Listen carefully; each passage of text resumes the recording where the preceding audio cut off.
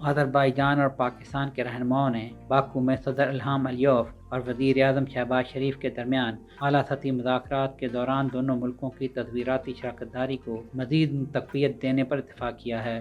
اس کے نتیجے میں آذربائیجان نے پاکستان میں ڈھانچہ جاتی ترقی کے شعبے میں $2 ارب سے زائد کی سرمایہ کاری کے فیصلے کے بعد اب پاکستان کی معیشت میں $2 ارب تک کی سرمایہ کاری کرنے کے عزم کا اظہار کیا ہے۔ دونوں ملکوں کے مابین گزشتہ روز باکو میں ہونے والے اعلیٰ سطحی مذاکرات میں سرمایہ کاری کے لیے منتخب کیے گئے کلیدی شعبوں میں دفاعی صنعت کی مصنوعات کی مشترکہ تیاری، توانائی میں تعاون، خاص طور پر مائع قدرتی گیس LNG کی درآمد اور تجارت کو آسان بنانے کے لیے مشترکہ چیمبرز آف کامرس کا قیام شامل تھے۔ صدر علیوف نے کہا کہ ہمارے سرمایہ کاری کے منصوبوں کے ساتھ مجھے یقین ہے کہ ہم اپنے تجارتی ٹرن اوور میں اضافہ دیکھیں گے۔ اس کے لیے دونوں فریقین نے 1 ماہ کے اندر بات چیت کو حتمی شکل دینے پر اتفاق کیا ہے، جس کا مقصد اپریل میں میرے آئندہ دورے کے دوران اسلام آباد میں معاہدوں پر دستخط کرنا ہے۔ انہوں نے کہا کہ ان منصوبوں میں بنیادی ڈھانچے کی ترقی، توانائی، کان کنی اور دیگر شعبوں کا احاطہ کیا گیا ہے۔ وزیر اعظم شہباز شریف نے آذربائیجان کے سرمایہ کاری کے عزم کا خیر مقدم کرتے ہوئے اسے 2 طرفہ تعلقات میں سنگ میل قرار دیا۔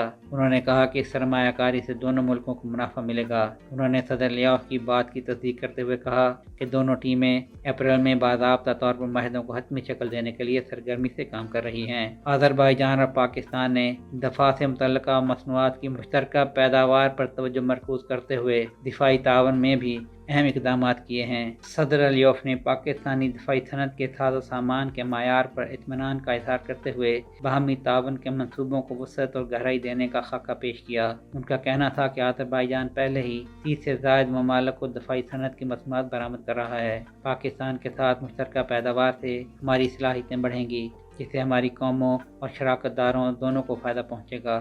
اس کے جواب میں شہباز شریف نے اس عزم کو تقویت دیتے ہوئے کہا، ہمیں مشترکہ دفاعی پیداوار کے منصوبے قائم کرنا چاہیے اور یہ دونوں فریقوں کی اہم ترجیح ہے۔ توانائی کے شعبے میں تعاون کے حوالے سے آذربائیجان اور پاکستان کی کمپنیوں نے اپنے LNG فریم ورک کے معاہدوں میں 2 سال کی توسیع کی دستاویزات پر دستخط کیے۔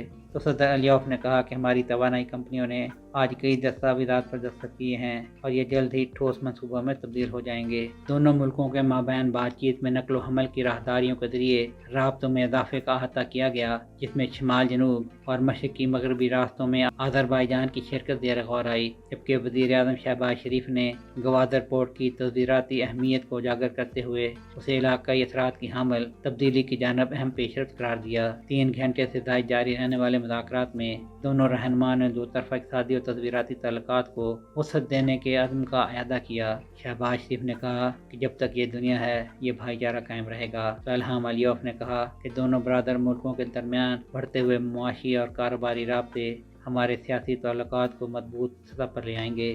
سہیل شہریار، آئی پاک TV۔